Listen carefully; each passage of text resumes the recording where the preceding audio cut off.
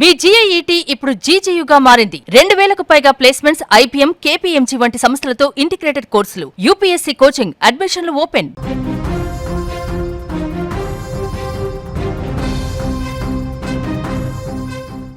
IT రంగంలో ఉద్యోగులపై పెరుగుతున్న ఒత్తిడి, వర్క్ లైఫ్ బ్యాలెన్స్, ఉద్యోగ భద్రతపై మరోసారి చర్చ మొదలైంది.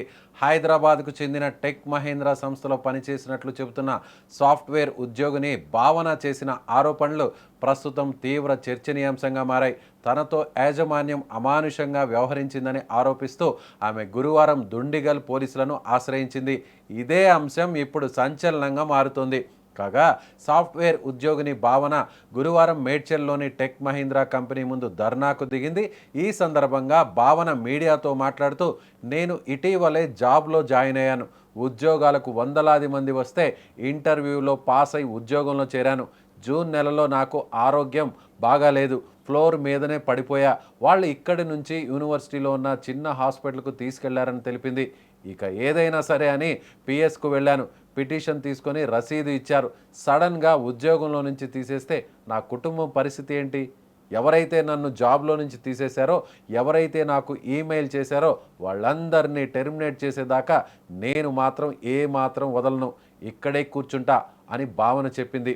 అయితే భావన చెబుతున్న వివరాల ప్రకారం తన చిన్న కుమార్తె అనారోగ్యానికి గురి కావడంతో ఆమె 3 రోజుల పాటు సిక్ లీవ్ తీసుకుంది. అయితే సెలవు తీసుకునే ముందు సంబంధిత అధికారులకు సమాచారం కూడా ఇచ్చానని ఆమె పేర్కొంది.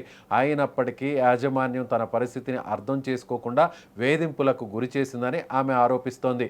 అంతేకాదు 3 రోజుల సెలవు తర్వాత తనను విధుల్లోకి తీసుకోవడానికి బదులుగా అకారణంగా ఉద్యోగం నుంచి తొలగించారని భావన ఆరోపిస్తోంది. తాను ఎలాంటి తప్పు చేయకపోయినా కావాలనే తనపై చర్యలు తీసుకున్నారని ఆమె పోలీసులకు ఇచ్చిన ఫిర్యాదులో పేర్కొన్నట్లు సమాచారం. భావన చేసిన మరో ఆరోపణ మరింత సంచలనంగా మారింది. కార్యాలయంలో వాష్రూమ్కు వెళ్లాలన్నా కూడా ముందుగా అనుమతి తీసుకోవాల్సిన పరిస్థితి ఉందని ఆమె ఆరోపించింది. ఉద్యోగులపై తీవ్ర ఒత్తిడి తీసుకొస్తూ కనీస వ్యక్తిగత స్వేచ్ఛ కూడా ఇవ్వడం లేదని ఆమె వాపోయింది. ఇదే కాకుండా ఆరోగ్యం బాగలేకపోయినా తప్పనిసరిగా విధులకు హాజరు కావాలంటూ ఈమెయిల్ ద్వారా ఆదేశాలు జారీ చేశారని కూడా ఆమె ఆరోపించింది. సిక్ లీవ్కు వేతనం చెల్లించకపోయినా ఆఫీస్కు రావాలని ఒత్తిడి తెచ్చారని ఆమె చెబుతోంది. దీంతో తీవ్ర మనోవేదనకు గురైన ఆమె చివరకు పోలీసులను ఆశ్రయించినట్లు తెలుస్తోంది. ప్రస్తుతం భావన ఫిర్యాదును దుండిగల్ పోలీసులు స్వీకరించినట్లు సమాచారం. ఆ దిశగా పోలీసులు దర్యాప్తు చేస్తున్నట్లు తెలుస్తుంది. అయితే భావన ఆరోపణలపై టెక్ మహీంద్రా సంస్థ నుంచి ఇప్పటి వరకు ఎలాంటి అధికారిక స్పందన రాకపోవడం అనేది అనేక అనుమానాలకు తావిస్తుంది. ఇకపోతే ఈ ఘటన మరోసారి కార్పొరేట్ సంస్థల్లో ఉద్యోగుల హక్కులు, మహిళా ఉద్యోగుల సంక్షేమం, సిక్ లీవ్ విధానాలు, కార్యాలయాల్లో మానవీయ దృక్పథం వంటి అంశాలపై చర్చకు దారితీస్తోంది. ఉద్యోగులు కూడా మనుషులే అనే విషయాన్ని యాజమాన్యాలు గుర్తించుకోవాలని పలువురు అభిప్రాయపడుతున్నారు. అదే సమయంలో ఇలాంటి ఆరోపణల విషయంలో విచారణ పూర్తయ్యే వరకు 2 పక్షాల వాదనలు కూడా సమానంగా పరిగణలోకి తీసుకోవాల్సిన అవసరం ఉందని ఎక్స్పర్ట్స్ సూచిస్తున్నారు. ఈ ఘటనలో నిజాలు అధికారుల విచారణలో తేలాల్సి ఉంది. ఒకవేళ భావన ఆరోపణలు నిజమని తేలితే అది ఉద్యోగుల హక్కులకు సంబంధించిన కీలక కేసుగా మారే అవకాశం ఉందని పలువురు అభిప్రాయపడుతున్నారు. నా పేరు భావన. నేను టెక్ మహీంద్రా ఎంప్లాయీని. ఒక 4.5 months బ్యాక్ నేను టెక్ మహీంద్రాలో జాయిన్ అయ్యాను. అండ్ జాయిన్ అయిన ట్రైనింగ్ కంప్లీట్ చేసుకునే పీరియడ్లో నాకు హెల్త్ బాగోక నేను ఫ్లోర్ మీద పడిపోయాను. అండ్ నన్ను అప్పుడు అక్కడి నుంచి they have taken me to DOMS, వాళ్ళ చిన్న డామ్స్ ఉంటుంది లోపల, అక్కడికి తీసుకెళ్లారు. అక్కడి నుంచి వాళ్ళు నన్ను మల్లారెడ్డికి షిఫ్ట్ చేశారు.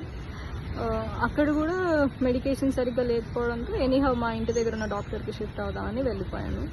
అలా కపుల్ ఆఫ్ ఇన్సిడెంట్స్ హెల్త్ బాగోకపోవడం వల్ల జూన్ మంత్లో నేను ఒక 13 days లీవ్ పెట్టాల్సి వచ్చింది. So I was on a medical leave. Though I was on a medical leave, my company has given me a warning letter and inappropriate language అండి. So నేను ఇంట్లో బాగున్నప్పుడు while my husband was contacting the company, వాళ్ళు చెప్పారు you're nowhere related to the company, మీ husband ఎలా మాట్లాడతారు, you should tell that what happen to you అని. సరే నేనే కాల్ చేసి చెప్పాను. I got back to work and all of that. మధ్యలో కొన్ని రోజులు వాళ్ళే నాకు క్యాబ్ షెడ్యూల్ చేయలేదు, అందుకే నేను ఆఫీస్కి వెళ్ళలేకపోయాను. అండ్ దిస్ 2 days బ్యాక్ మా పాపకి హెల్త్ బాగాలేదు, స్టమక్ పెయిన్ అది అన్నారు. It's 11 years old. Mother instinct ఉంటుంది కదా సార్, ఇంకా కాల్ చేసి పాపకు బాగాలేదు అని మా టీఎల్కి చెప్పాను. చెప్తే అదంతా తెలియదు నాకు, మీరు ఫస్ట్ పైకి వెళ్ళి లాగిన్ చేయండి, నేను నా రీజనల్ మేనేజర్ దగ్గర నుంచి అప్రూవల్ తీసుకుని పంపిస్తాను అని. సరే ఓకే సార్ అని పైకి వెళ్ళే లోపు నాకు ఇంకో కపుల్ ఆఫ్ కాల్స్ వచ్చాయి పాప దగ్గర నుంచి. So I had to go. నేను అన్నాను లేదు సార్, నేను ఒకవేళ వెళ్ళిపోయినా I try to compensate tomorrow, కానీ ప్రామిస్ చేయలేను, ఎందుకంటే ఇంటికెళ్ళక పాప పరిస్థితి ఎలా ఉంటుందో తెలీదు. యూజువలీ సాటర్డే సండే నా ఆఫ్ కదా, నేను ఆల్రెడీ కొన్ని స్కెడ్యూల్స్ నేను చూసి చెప్తాను అని చాలా పొలైట్గా ఫోన్ డిస్కనెక్ట్ చేశాను.